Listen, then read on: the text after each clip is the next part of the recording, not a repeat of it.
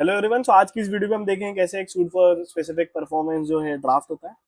So specific performance of contract वही होता है कि एक पर्टिकुलर चीज जो है कॉन्ट्रैक्ट के अंदर दोनों पार्टी ने मान ली है, बट जो एक पार्टी है वो उस पर्टिकुलर कॉन्ट्रैक्ट का जो भी टर्म्स है कंडीशन है उसने फॉलो जरूर कर दिया, बट वो उसे एग्जीक्यूट नहीं कर रहा है, वो उसे नहीं अपनी तरफ से कर रहा है। सो उस केस के अंदर आप चाहते हैं कि एक पर्टिकुलर एक्ट है जो सामने वाला ऑब्लिगेटेड था कॉन्ट्रैक्ट के हिसाब से वो उसे कर ले।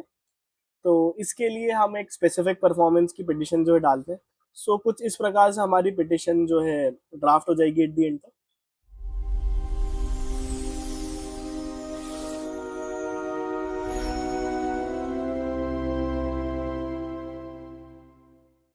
तो चलिए स्टार्ट करते हैं। स्टार्टिंग हमारा सबसे इजी वही बेसिक सा नेम क्लॉज से होता है, जिसके अंदर हमने सेंट्रल अलाइनमेंट के अंदर कोर्ट की इन्फॉर्मेशन दे दी।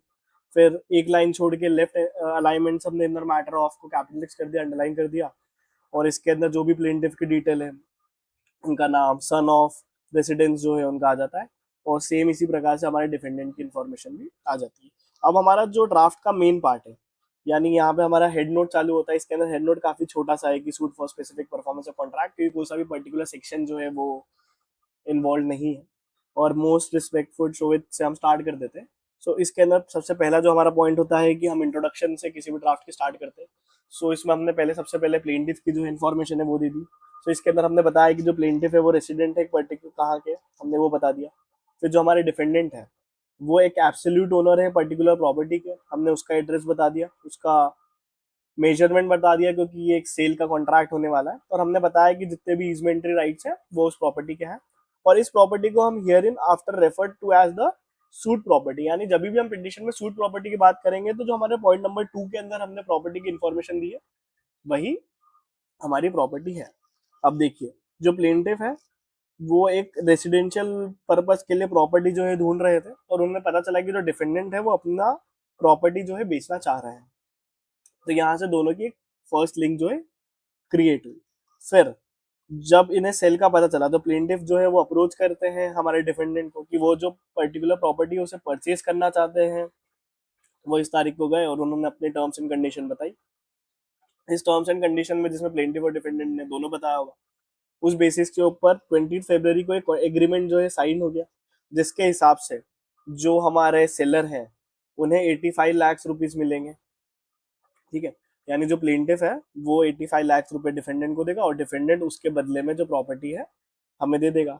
अब इस एग्रीमेंट का जो copy of the agreement is annexed here with as annexure number 1। इस तरह से हम एनेक्जर जो ऐड करते हैं और लिस्ट ऑफ एनेक्जर के अंदर ही हमारा एनेक्जर नंबर 1 हो जाएगा।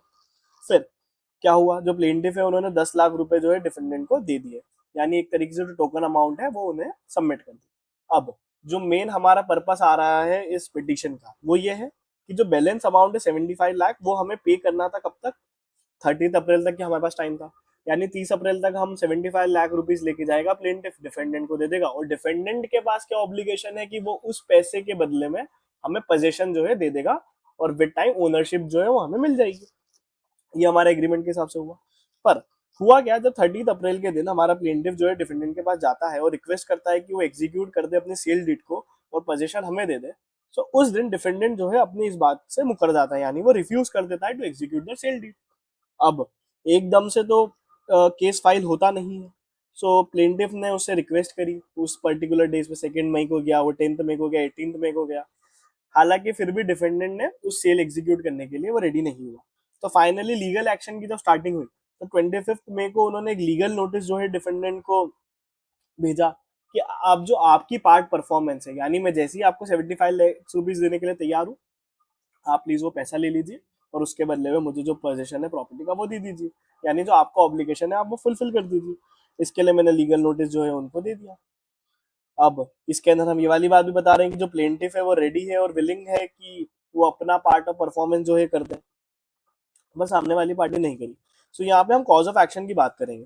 तो कॉज ऑफ एक्शन कब अरोज हुआ, 20 फरवरी को हुआ, जब डिफेंडेंट ने एग्री कर दिया सेल ऑफ प्रॉपर्टी का। फिर फर्दर कॉज ऑफ एक्शन कब अराइज हुआ, 30 अप्रैल को, जब हम गए उसको के पास कि भाई आप आपके पैसे ले लीजिए, प्रॉपर्टी दे दीजिए, बट उसने नहीं करा। फिर इसके बाद हमने उसे कंसिडरेशन जो है ऑफर करी, और नेक्स्ट हमारा जो था वो 25 मई को हमने एक लीगल नोटिस जो है वो डिफेंडेंट को दे दिया है। यानी कॉज ऑफ एक्शन जो है वो सेल्फ सब्सिस्टिंग है, यानी कॉज ऑफ एक्शन जो है वो 25 मई से हमारा देखा जाएगा, क्योंकि वो लास्ट जो थी हमारी लिंक थी, और उस बेसिस के ऊपर भी ये जो पिटिशन है वो मेंटेनेबल है। ठीक है, अब हमने ये वाली बात बोल दी, इससे हमने ये वाली प्रूव कर दिया कि हमें क्या क्या चाहिए और कैसे कैसे चीजें हुई है। अब हमारी प्रेयर क्या है कि हम एट द एंड कोड से क्या चाहते हैं। तो ये वाली लाइन तो आप कॉपी पेस्ट कर दीजिए, है ना। अब देखिए आपको हम कोड से क्या चाहते हैं कि वो एक डिक्री जो है स्पेसिफिक परफॉर्मेंस की ऑफ द एग्रीमेंट किसके हमारे फेवर में दे और अगेंस्ट डिफेंडेंट दे, और उन्हें क्या बोले, उन्हें डायरेक्ट कर दे कि डिफेंडेंट जो है एग्जीक्यूट करे सेल डीड और हैंड ओवर करे possession of the suit to the plaintiff.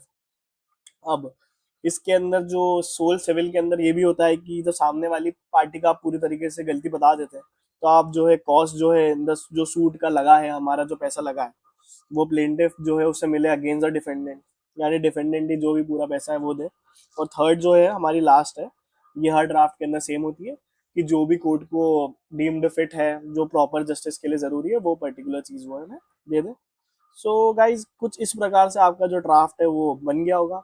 I hope आपको वीडियो पसंद आई हो। अगर वीडियो पसंद आई है तो प्लीज वीडियो को लाइक करें, शेयर करें और चैनल को सब्सक्राइब करें। Thank you so much for watching.